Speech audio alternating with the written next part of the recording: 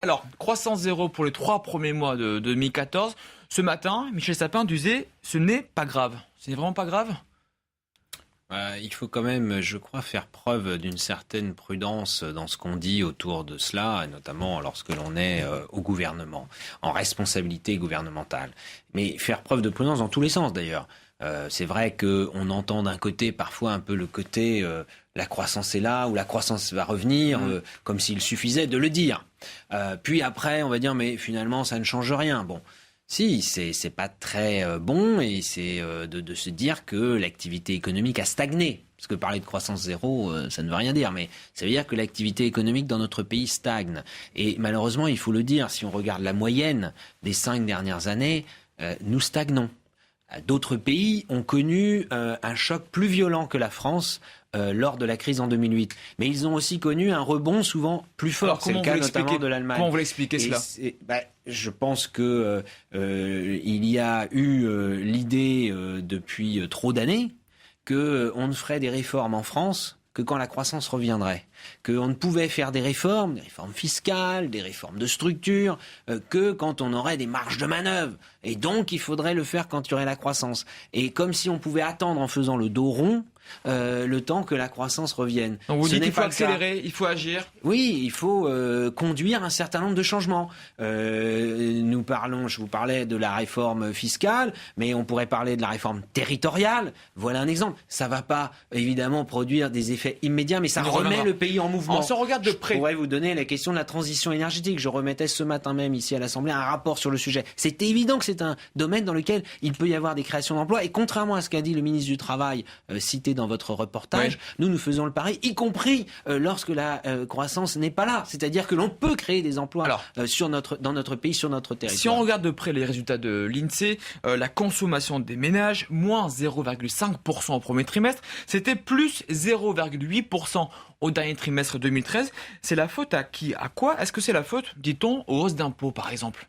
Oui, mais il faut faire attention, encore une fois, soyons prudents, il ne faut pas tout mélanger. Vous savez que dans la consommation, on met par exemple la consommation des produits énergétiques, et notamment du gaz, du fioul et de l'électricité liés au chauffage. Et pour un premier trimestre d'une année, les mois de janvier, février, mars sont évidemment des mois où ça pèse lourd. Et cette année, et heureusement, le premier trimestre a été plutôt doux, donc on a moins consommé. Donc heureusement qu'on a moins consommé d'énergie. Vous voyez, il faudrait faire vraiment la part des choses entre, en quelque sorte, ce qui est d'ailleurs de la croissance utile dans la consommation. Ce qui est peut-être un peu plus préoccupant, c'est l'investissement des entreprises. Mais là aussi, il faut regarder sur un temps un peu plus long. Mais on sait bien que le rebond de l'activité viendra quand les entreprises se redécideront à investir. Cela prouve aussi que le message de confiance envoyé par le gouvernement, à la fois aux ménages et aux entreprises, pour le moment, ça ne prend pas.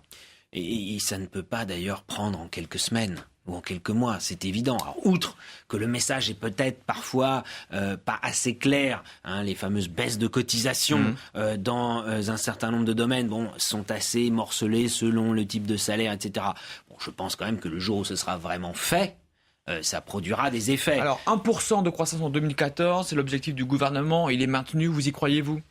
Nous avons toujours été prudents. Depuis le début du quinquennat, n'indexons pas toute notre politique économique, sociale, budgétaire, fiscale et celle de l'emploi sur la croissance. Parce que si on est rivé uniquement sur la croissance, je me souviens, Nicolas Sarkozy, lui, quand il était président, c'était le triple A. Et puis un jour, évidemment, on a perdu le triple A. Alors, ça apparaissait comme une catastrophe nationale. Ça ne l'était pas, évidemment. Et bien là, c'est pareil. Il ne faut pas qu'on soit obnubilé uniquement par plus 0,1, 0, etc., mais par l'activité en général et l'emploi en particulier. Allez, on en vient maintenant à cette fameuse réforme territoriale. Depuis hier, François Hollande consulte tous les responsables politiques. Ce matin, vous le voyez, Philippe de Villiers et Robert Rue ont tous les deux foulé le perron de l'Élysée.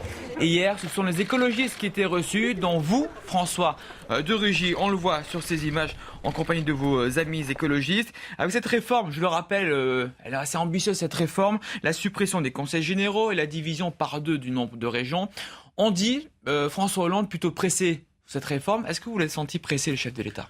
On l'a senti très déterminé à agir.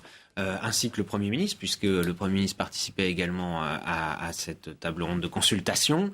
Nous l'avons d'ailleurs incité à garder cette détermination et nous soutenons le président et le gouvernement dans leur volonté d'agir vite, car nous savons d'expérience que sur un sujet comme celui-là, si on laisse le sujet s'enliser, il ne se passera rien et la réforme risquerait d'être abandonnée. Il faut absolument faire cette réforme. Il n'est pas trop tard pour le faire et il n'est jamais trop tard pour agir. On a déjà laissé passer d'autres occasions. Ouais. Maintenant, il y a là, je crois, une architecture globale, un paquet global de réformes qui est intéressant. Alors, il y a eu d'autres occasions, vous le disiez, notamment cette réforme de la droite sur le conseil territorial, une même personne pour le conseil régional et le conseil général. Est-ce que vous pensez que la gauche a eu tort de revenir sur ce conseil territorial ?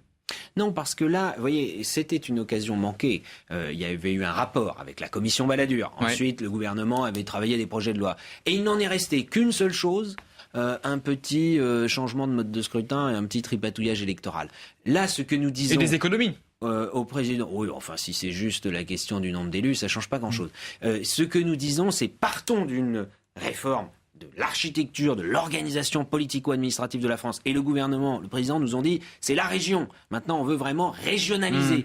Les écologistes ont toujours été pour la régionalisation. Il y aura un autre point d'appui extrêmement fort sur notre territoire, les regroupements intercommunaux. Et puis ensuite, il y aura des déclinaisons électorales ou autres. Mais ça, on ne peut pas commencer par ça. Il faut évidemment commencer par le contenu de la réforme, les missions, les compétences, les moyens de cette région renforcée. Qui dit réforme dit aussi report des élections régionales. Elles étaient prévues au printemps prochain. Est-ce que François Hollande nous a donné des garanties sur la date de la tenue de ces élections ? On parle ou du printemps 2016 ou de l'automne 2015 ?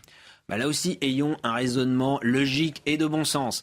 Faisons la réforme, ne perdons pas de temps, et ensuite, élisons les conseillers régionaux sur la base de cette réforme. Et donc, évidemment, c'est là que je dis qu'il faut être logique et de bon sens.